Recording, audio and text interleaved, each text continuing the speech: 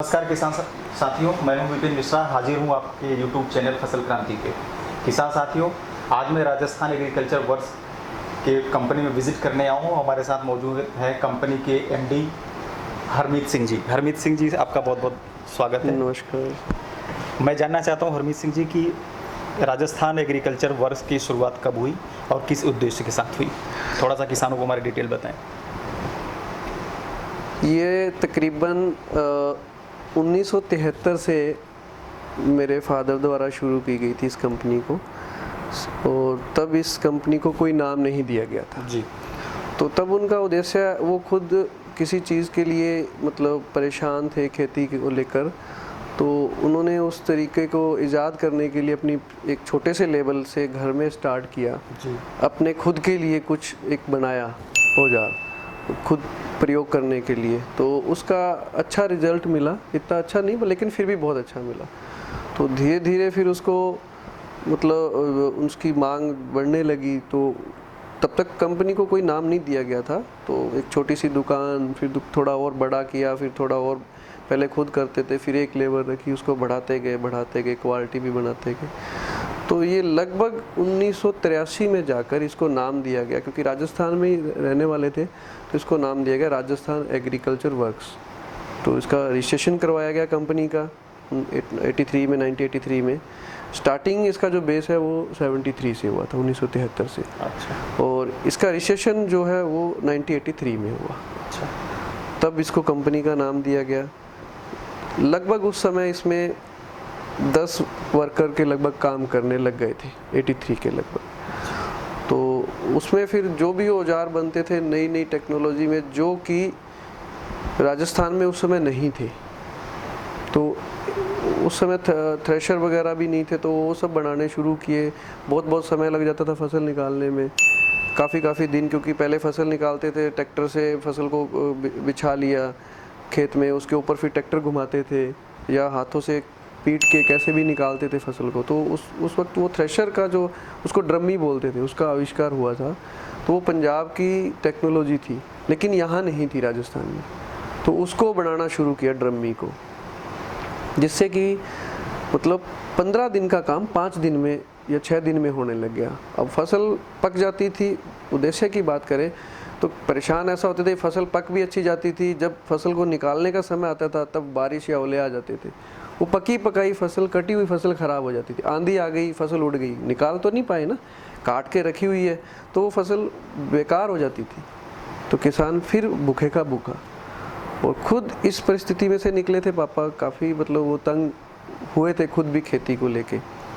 तो उस समय इसका आविष्कार हुआ ड्रमी का 82 में या 83 में यहाँ राजस्थान में। तो सबसे पहले वो उसका मतलब बनाने वाले मैन्युफैक्चरर पापा ही हैं। पापा जी का नाम श्री मिट्ठू सिंह। अच्छा। हाँ, तो मेरे पापा श्री मिट्ठू सिंह, उन्होंने उसका आविष्कार किया था। तो उससे जो 15 दिन का जो समय था, जिस फसल को निकालने में 15 से 20 दिन लगते थे, वो 5 दिन में होने लग गया। तो काफ़ी उसको उस टाइम में उसको सिस्टम से बनाया कि फसल अंदर डाली, उसका भूसा अलग हो, चारा उसका अलग हो जाए, दाने जो उसमें से जो भी क्रॉप है, गेहूँ है या चने हैं, वो अलग निकल जाएं। तो आज के अकॉर्डिंग उस समय बहुत अच्छी थी वो, और बहुत उसकी डिमांड आई दूर दूर तक इसकी। उस समय भी 83 में यहाँ रायसी नगर से जोधपुर, पाली, नागौर, मतलब उस समय भी बहुत दूर तक, हमारे बरस से पहले की बात है, हमारे जन्म से पहले की बातें हैं ये, लेकिन आज भी वो हमारे साथ जुड़े हुए हैं वो कस्टमर। तो 83 में जो वो उसका आविष्कार किया था, तो 83 से ही वो जाने लगे थे, मतलब वहाँ नाम से जानने लगे थे लोग। और यहाँ आकर जोधपुर से, पाली से, बांसवाड़ा से यहाँ आकर वो मशीनें लेके जाते थे। इतना मतलब फेमस था, उसकी जो क्वालिटी इतनी फेमस थी। लेकिन उस समय साधन नहीं होने की वजह से उन लोगों को सर्विस नहीं दे पाए प्रॉपर, अकेले थे, फिर कोई ये भी नहीं कि बहुत बड़ा साथ था, मैन पावर नहीं थी, बट क्वालिटी और उससे मतलब बहुत दूर दूर तक उसी समय प्रख्यात हो गए थे। नाम इनका, पापा का नाम उसी समय का, हाँ कौन के, हाँ मिट्ठू सिंह जी के वहाँ जाना है, उनके बनाए हुए औजार अच्छे हैं, क्वालिटी अच्छी है। मेन उद्देश्य यही था कि किसानों की सेवा करना और उनको नए नए खेती के बेहतर उत्पाद देना। ओके सर, आपने इस कंपनी में कब से कार्यभार संभाला? वैसे तो मेरे को काफ़ी समय हो गया है, पापा के साथ ही था क्योंकि शुरू से मेरा अटैचमेंट पापा के साथ ही रहा। तो कोई भी काम होना तो पापा के साथ ही जाना कहीं भी। बट पूर्ण रूप से इसको आई थिंक लगभग 2007 से मैंने इसको पूर्ण रूप से संभाला। तब मैंने इसको देखा कि इसका स्कोप बहुत ज़्यादा है, लेकिन इसके लिए फील्ड करना पड़ेगा, मार्केटिंग करनी पड़ेगी और सर्विस देनी पड़ेगी। तो हमने इस चीज़ क्वालिटी तो यहाँ हमारे ऑलरेडी पहले बनती थी, लेकिन सर्विस नहीं दे पाते थे। हमने उसी चीज़ को फोकस किया जो हमारी एक कमियाँ थी, सर्विस। ग्राहक को बेटर सर्विस देनी, उनको कोई भी प्रॉब्लम है, रिप्लेसमेंट है, क्लेम है, वो उनको, चाहे वो हमारा महाराष्ट्र का कस्टमर है, चाहे वो गुजरात का है, चाहे हमारा कर्नाटक का है, आंध्रा का है, तेलंगाना का है, राजस्थान का है, मध्य प्रदेश का है, वो हमने उनको खुद वो फैसिलिटी सारी प्रोवाइड करवाई। जो भी उनको तकलीफ़ हुई वो उनको वहाँ जाकर उनका समस्या का हल किया। उससे हमें मार्केटिंग में बहुत अच्छा योगदान मिला और लगभग मेरे को 10 से 11 साल हो गए। अच्छा, तो सर्विस आप बहुत अच्छा दे रहे हैं, ये तो आपसे पता ही चला। हम जानना चाहते हैं कि मल्टी क्रॉप थ्रेशर के अलावा और कुछ उत्पाद आप बनाते हैं या यही काफ़ी आपका डिमांड में है? ये आज जो हमारा डबल शेर ब्रांड के नाम से फेमस है और तकरीबन ये हमारा 7 राज्यों में, 6 से 7 स्टेटों में हमारा एक तरफा डबल शेर ब्रांड के नाम से बिक रहा है। अच्छा। इसी में हमारा लगभग according to tractor, according to उसके किसानों की फिर भी सर मैं आपसे विस्तार से जानना चाहूँगा, हमारे किसानों को बताइए कि अगर डबल शेर ब्रांड लेना चाहें तो आपकी क्या खासियत है, क्या देखकर वो लें कि आपका ही प्रोडक्ट उन्हें मिले? क्योंकि किसानों के जो अंदर हमारी पैठ है, जो कंपनी की जो डबल शेर ब्रांड की जो आज एक वैल्यू है, वो है कि उनको पता है कि आधी रात को भी फ़ोन करेंगे तो उनको सर्विस मिलेगी। और ये हमसे बेहतर किसान ही जानते हैं जी। और वो किसान ही अपने दूसरे किसान भाइयों को ये बताते हैं, क्योंकि लगभग हर कंपनियों का प्रोडक्ट हर किसान यूज़ करता है। एक गांव में एक ही डबल शेर का ब्रांड तो नहीं जाता, वहाँ 5-7 कंपनियों के ब्रांड जाते हैं। तो उनको उससे जो लोग डबल शेर से सेटिस्फाई हैं वो आगे माउथ पब्लिसिटी करते हैं।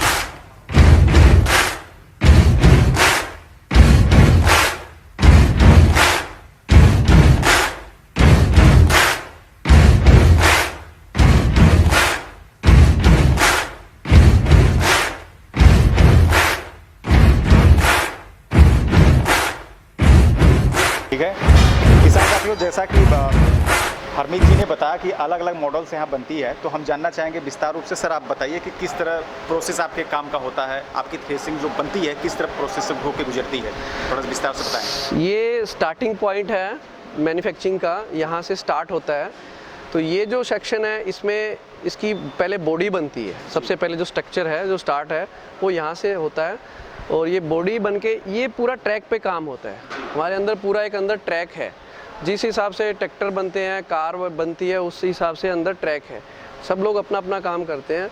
वो बॉडी स्ट्रक्चर यहाँ आता है सबसे पहले, फिर उस बॉडी स्ट्रक्चर के अंदर बने हुए पार्ट्स, जो कि हमारे 2 यूनिट और हैं, उनमें वो पार्ट्स बनते हैं, एक सेकंड और एक थर्ड।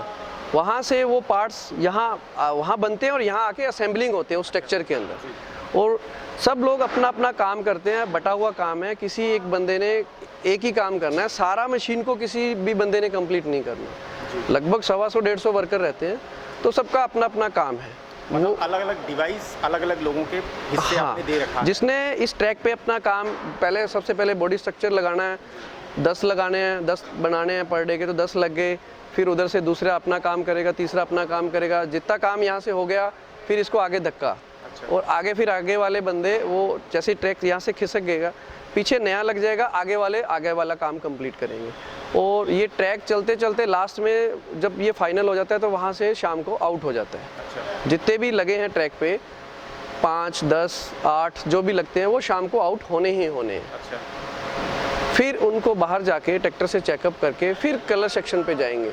अगर उनमें कोई प्रॉब्लम है, जब तक वो टेस्ट नहीं होंगे तो वो कलर सेक्शन पे नहीं जाएगा। तो टेस्टिंग सर आप किस तरह लेते हैं और कितने देर तक टेस्टिंग करते हैं? टेस्टिंग लगभग 1 आवर, 1 घंटे तक इसकी टेस्टिंग होती है फुल आरपीएम पे।